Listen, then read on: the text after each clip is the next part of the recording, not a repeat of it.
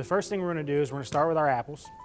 I've already rinsed them, and I'm going to turn this burner on high and hope it gets hot by the time I'm ready for it. I am not going to skin these because I want them to hold their shape and their consistency. Now with apples, the easiest way and the fastest way to cut them is 4 cuts down the core. Right? Unless you have an apple core, that's the easiest way to do it. Once you get them done, you basically want to split them in the size that you're looking for and then either dice them or slice them. I'm looking for these to be about bite-sized pieces. Now they are going to cook down, and again, they don't have to be exact. The less exact they are, the better, because that will give you different consistencies. If they're all the exact same time, they're all going to cook at the exact same rate. That's not a bad thing. However, I like this to be part applesauce and part chunks all in one thing. These are called Honeycrisp apples. They are available downstairs. They are seasonal like everything else. I just went and picked one that I like. They're a very sweet apple, and I will leave one up here just in pieces so that anybody can try it as just a plain apple. It's got a very good flavor, and you'll smell this apple as soon as you get close to it. It's very sweet. Since it's called sweet desserts or sweet treats, I figured I might as well go with the sweetest apple I can find. Any apple that has this much sugar in it is a good cooking apple. It does cook up. It's not an overly firm apple. I have enough up here to I can leave a few for you. It's firm, but it's not quite Granny Smith firm. Or Red Delicious, it's not quite that bad. And it's a little bit more mealy than that. So as we get that pan hot and we start to fry them, they'll hold their shape, which is what we're looking for, but they are going to break down somewhat. We're going to add this butter to it so it gets hot with our pan.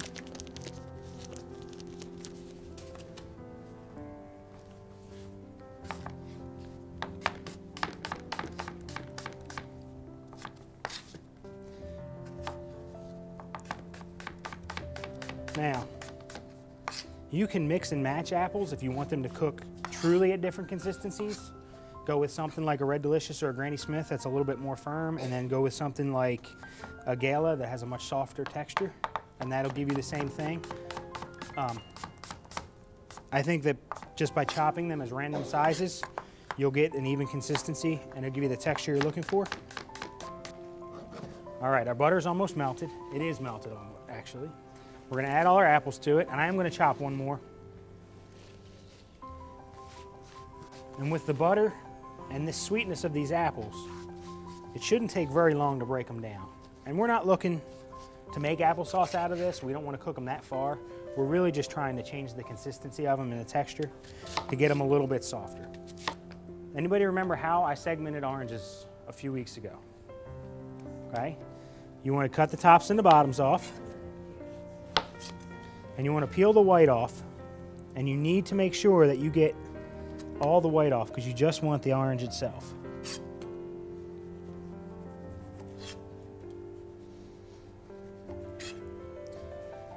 Now with this coming up for the holidays, I figured it'd be a good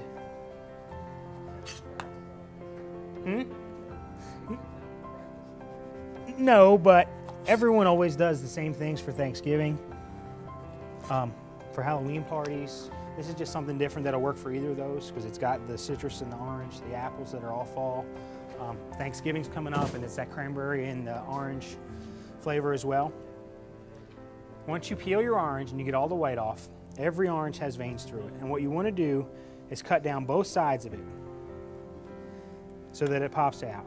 Now, you do waste a little bit of orange, but hopefully our apples will be ready once I get done, and we can just squeeze what we have left right into our pot. Everyone knows that my recipes are close, but they don't have to be exact. Okay? The little bit of juice that we're going to get out of this is not going to hurt it, and it's a good way to get some fresh orange juice into it and not waste product.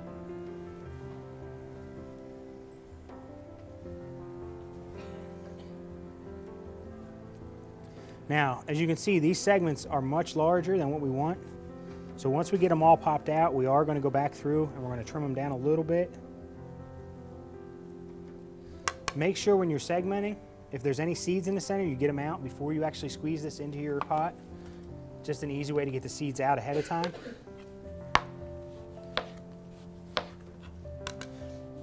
When you're cutting your tops and your bottom off, it's better to have to trim it again than to cut through it the first time and lose too much. So try and stay as close to the edge as you can and then go back for it. Do it over and over. With peeling this, as you can see, there's not a whole lot of orange actually in those peels. If you really like orange, the rinds that come off and what's left in them make really good tea. But it will be bitter. You'll have to sweeten it quite a bit.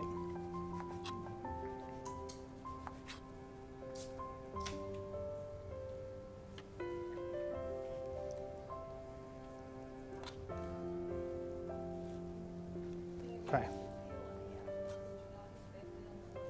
No. Way too bitter. The apple peel is more just for texture and to hold the shape. The orange peel, if you leave that on there, this pit, if you've never tried, oh, it's still way too bitter. And if you're going to segment them, you really need to take all of the skin that's around the outside as well as the veins between the center, because these are almost going to break down like pulp and orange juice.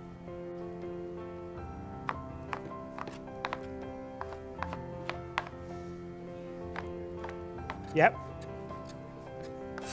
You could cut them into thirds. You don't want to use a whole one because it's not really bite size. We are going to spread this over top of toasted crostinis, okay, and they're all about this size. Now you can cut this however large or small you want or any shape you want, but for the size that I'm going for this evening, that's about a third of an orange segment is about where I want to go, okay? This butter and these apples are cooking and they're starting to soften. So we are going to add our oranges and then our juice. We're going to squeeze in those orange pits.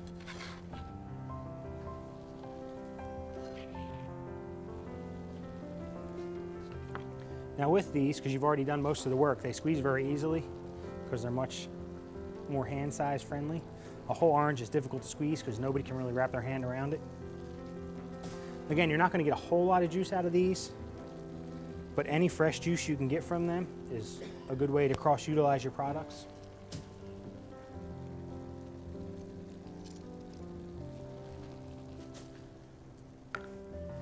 Okay, we're going to add our craisins. Now it's 8 ounces. These bags come in 6. So just buy 1 bag.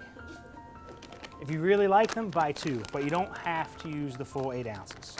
We're going to add our orange juice to this. And we're going to stir it down. Now with our cinnamon, before our liquid cooks up too much, you want to make sure you add your cinnamon to this, and you want to try and cover as much surface area in the pot as you can, simply because when you go to stir it, the less clumps, the better. If you put it all in one spot and you try and stir it, there's a chance that it could ball up on you. Anytime you add a powdered item into a liquid, it has that tendency to clump up real hard. So the better you can spread that out throughout your pot, the easier it'll be. Again, with your brown sugar, if you have big chunks, try and mash them up ahead of time. They will break down as they get warmer, but it makes it a whole lot easier to mix if you do it first.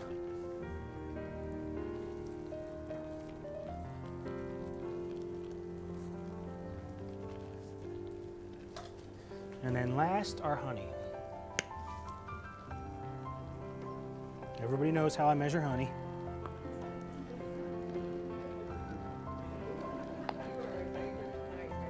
That's why I don't bake for a living. I cook for a living. Because I don't have the patience to measure everything. It gets on my nerves like you would not believe.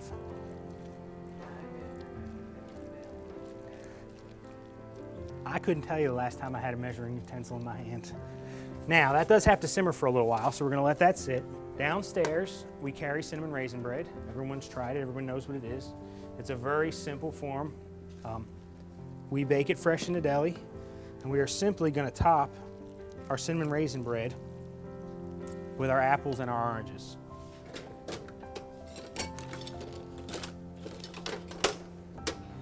I'm going to use a small scoop just to try and keep it even.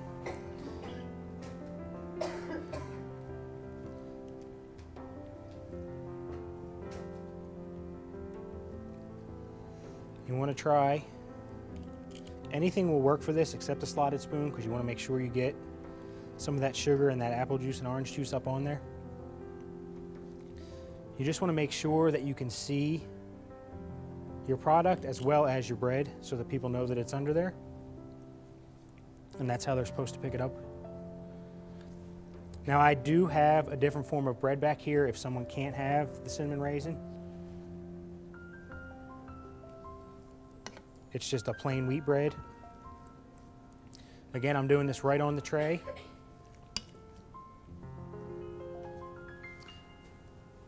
This is one of those things where you want to do it as close to service as you can. The more it cools down, the more the flavor will change, because there is quite a bit of butter in there. It won't hurt the flavor, but it may make it feel slightly greasier on your tongue. You don't necessarily want it to be scalding hot when you serve it to somebody, but you want it to be warmer, room temperature at coolest. You could, however, cool it down if you wanted to make it a day or two ahead of time, and then simply reheat it so you can serve it. Over ice cream.